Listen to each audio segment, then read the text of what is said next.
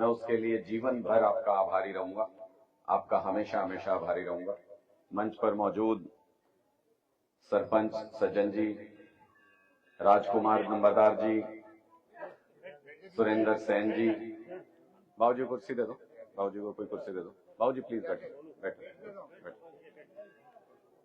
सुरेंद्र सेन जी, तरसेम जी, सलेंदर जी, मोनू सचिव जी, सत्यवान जी, साहिब सिंह जी, महावीर जी, रामफल जी, उमेश जी, संदीप मास्टर जी, हम लोगों के सहयोगी नसीब जी, हम लोगों के पूर्व जिला पार्षद जगमग मटोर जी, जो आम आदमी पार्टी के साथ हाल ही में जुड़े और बहुत मेहनती साथी हैं हमारे, सुनील सारण जी, जो हमारे बहुत मेहनती साथी हैं, हमारे साथ चलते रहते हैं, हमारे सोंगरी जी, दो शख्सियत बैठे हैं सोंगरी से यहाँ पे, एक बार दोनों राम राम ले लो जी सबकी। जगवीर जी हमारे, आप पहले तो अपने लोग तो रोहतक प्रचार करने जाया करते, पर जगवीर जी रोहतक से यहाँ कलायत प्रचार करने आए हैं, तो इनके लिए एक बार जोरदार तालियां बजा दो। हमारे सब साथी और सबसे महत्वपूर्ण, आओ भाई, सबसे महत्वपूर्ण मेरा भाई जो यहाँ पे पहले भी खूब मेहनत करता रहा है, आपके बीच में खूब नहीं बोल हमारे 3 साल हो गए, हमारे साथी कह रहे हैं कि 3 साल हो गए, एक एक घर को जानता हूं मैं, यहाँ पे एक एक घर को जानता हूं, तो बहुत मेहनत की है सारे साथियों ने। हमारे सब साथी आप लोगों के घर घर तक पहुंचे हैं, लेकिन अब उसका नतीजा लेने का टाइम आ गया। जो मेहनत ये साथी कर रहे थे, आप लोगों के घर घर तक पहुंचकर जो समझाने का प्रयास कर रहे थे, अब 5 तारीख को उसका नतीजा निकलना है और वो नतीजा आप लोगों के हाथ से लिखा जाना है। आपको तय करना है कि वो नतीजा क्या होगा। अभी मास्टर जी बोल रहे थे, भाई जोश में है, जुनून में है, युवा साथी हैं, उनके मुंह से निकला कमलेश ढांडा जी, भाई मास्टर जी तेरा कसूर को नहीं, सारे रात में कोस के सोए 5 साल हो गए, नाम में ऐसा याद हो रहा है, अगर ना भी ध्यान करके बोल रहे तो वो लिख रहे मुंह पे। तो भाई मास्टर जी आपका कसूर नहीं, दर्द है आपका, ये कहीं ना कहीं तो निकलेगा ही।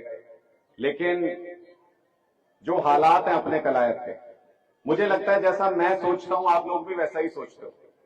हैं तो एक ही मिट्टी के, हैं तो आम परिवारों से, जो आपकी समस्या वही मेरी समस्या है।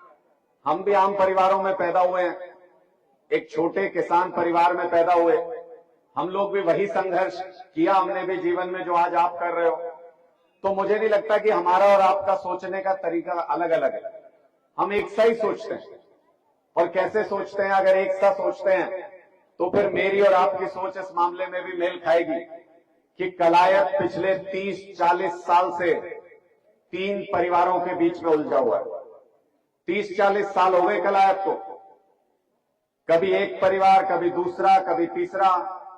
नाम लेके बता देता हूं, एक बार जयप्रकाश जी को वोट देते हो, फिर रामपाल माजरा को वोट देते हो, फिर कमलेश जी के परिवार को वोट देते हो, जब तक तीसरे पे पहुंचते हो तब तक भूल जाते हो पहले ने आपके साथ क्या किया था, फिर वापस पहले पे पहुंच जाते हो।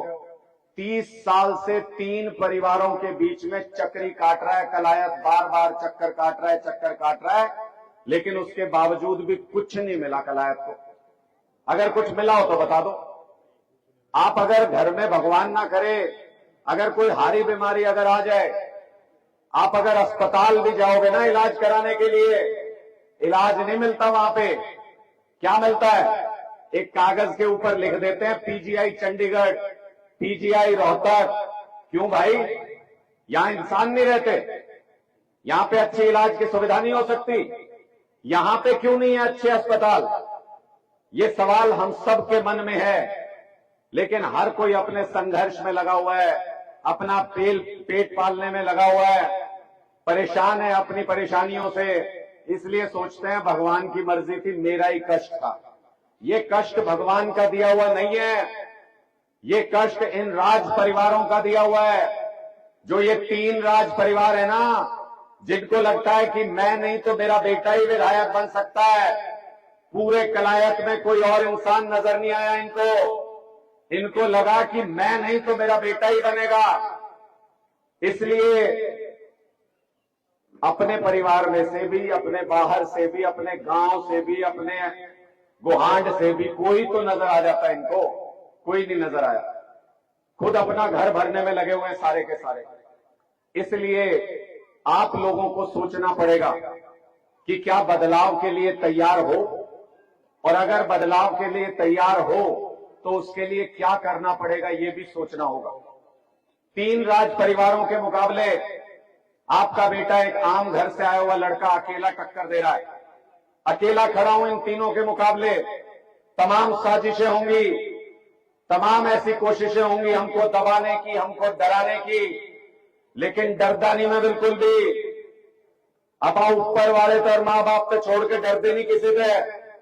बस मुझे आपका साथ चाहिए।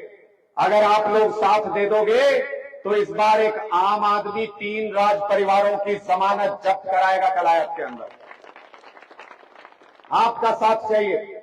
और क्यों चाहिए ये साथ, ये भी ध्यान रखना। मेरी जरूरत नहीं है, पहले समझो इस बात को। मेरी गरज नहीं है, राजनीति मेरी मजबूरी नहीं है। राजनीति इन 3 राज परिवारों की मजबूरी है। इनको कुछ नहीं आता राजनीति के अलावा, सिर्फ राजनीति आती है। बाप दादा ने राजनीति की, बच्चों ने राजनीति सीखी और कुछ नहीं आता इनको। सोच के देख लो, अगर ये राजनीति ना करे 3 राज परिवार तो क्या करेंगे उसके अलावा? कहीं किसी कंपनी में नौकरी करने लायक हैं? कहीं किसी फैक्ट्री में नौकरी कर सकते हैं? कहीं किसी स्कूल में पढ़ा सकते हैं क्या? कुछ और नहीं आता, सिर्फ राजनीति सीखी है वही कर रहे हैं। मजबूरी है इनकी राजनीति करना, कुछ और आता नहीं है। मेरी मजबूरी नहीं है, हमारी मजबूरी नहीं है। हमको सब कुछ आता है। इंजीनियर हूं, इंजीनियरिंग की नौकरी की है इंटरनेशनल कंपनी में। 15-20 साल जितने बड़े चैनल हैं पूरे हिंदुस्तान के अंदर, उन चैनलों में काम करके आया हूं। आज तक जी न्यूज, न्यूज 18 इंडिया, जिसका नाम ले लो, और लाखों की नौकरी छोड़ के आया हूं आप लोगों की सेवा करने के लिए। नहीं दोगे आशीर्वाद तो भी कोई नहीं, मेरा घर चल जाएगा, क्योंकि मुझे बाकी बहुत कुछ आता है। इसलिए मैं आपसे कह रहा हूं, मेरी गरज नहीं है, गरज आप लोगों की है। आपके बच्चों के लिए ये लड़ाई है। मैं सब कुछ छोड़ के आया हूं क्योंकि मुझसे आपके बच्चों की यह हालत देखी नहीं जाती। इसलिए इस बार ये निर्णय आपको करना है कि साथ देना है कि नहीं देना है। बहुत से लोग बहुत सी कहानियां सुनाएंगे आपको, बहुत सी बातें बताएंगे आपको, लेकिन निर्णय आप ये करना कि अपने बच्चों का अच्छा भविष्य लिखना चाहते हो कि नहीं लिखना चाहते हो।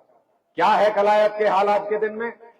एक सरकारी स्कूल बता दो जिसमें टीचर पूरे हो, एक सरकारी स्कूल बता दो जिसमें अच्छा ग्राउंड हो, कहीं कोई स्विमिंग पूल बना हुआ हो सरकारी स्कूल में, कहीं पे हमारी बेटियां पढ़ने के लिए जाते हैं स्कूलों में टॉयलेट नहीं उनके लिए, कहीं पीने का पानी नहीं, कहीं बेंच नहीं, कहीं ग्राउंड नहीं, कहीं कंप्यूटर नहीं, कहीं टीचर नहीं।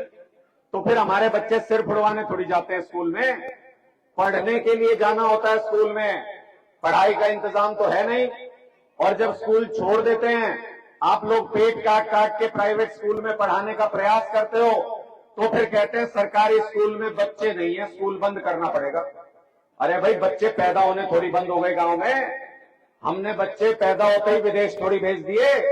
बच्चे तो यही हैं, आपके स्कूल नहीं है पढ़ने के लायक। इसलिए ये हालात इन्होंने ऐसे बना दिए कि अब आपको सोचना पड़ेगा। 30 साल पीछे हो गए हम पूरे हरियाणा से। दुनिया चांद पे पहुंच गई, हम अपनी नाली के लिए लड़ाई लड़ रहे हैं। नहीं लड़ रहे हो तो बता दो। हर गांव में यही हालात है। पानी की निकासी का इंतजाम नहीं, गंदा पानी सड़कों के ऊपर बहता रहता है, और पीने का पानी आने का इंतजाम नहीं है। पीने का पानी घर घर तक नहीं पहुंचता। लगभग पूरे कलायत के यही हालात है। किसी गांव में थोड़ा बेहतर पीने के पानी की हो गई होगी व्यवस्था, किसी में निकासी की हो गई होगी, लेकिन मोटी मोटी बात यही है, इसी में हम आज तक उलझे हुए हैं कि भाई गंदा पानी निकालें कैसे और पीने का पानी घर तक लाएं कैसे। आगे की बातें तो बहुत बाद की हैं।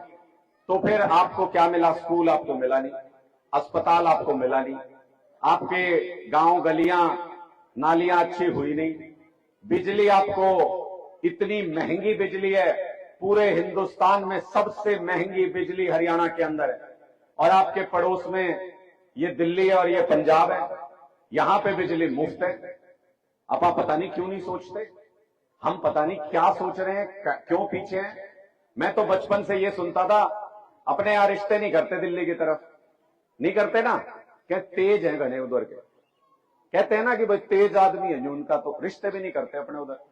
बट तेज तो है ही, हमसे 10 साल पहले बिजली मुफ्त करा ली, 10 साल पहले पानी मुफ्त करा लिया अपना, स्कूल मुफ्त करा लिए, अस्पताल मुफ्त करा लिए, तीर्थ यात्रा मुफ्त करा ली, महिलाओं का बस में सफर मुफ्त करा लिया।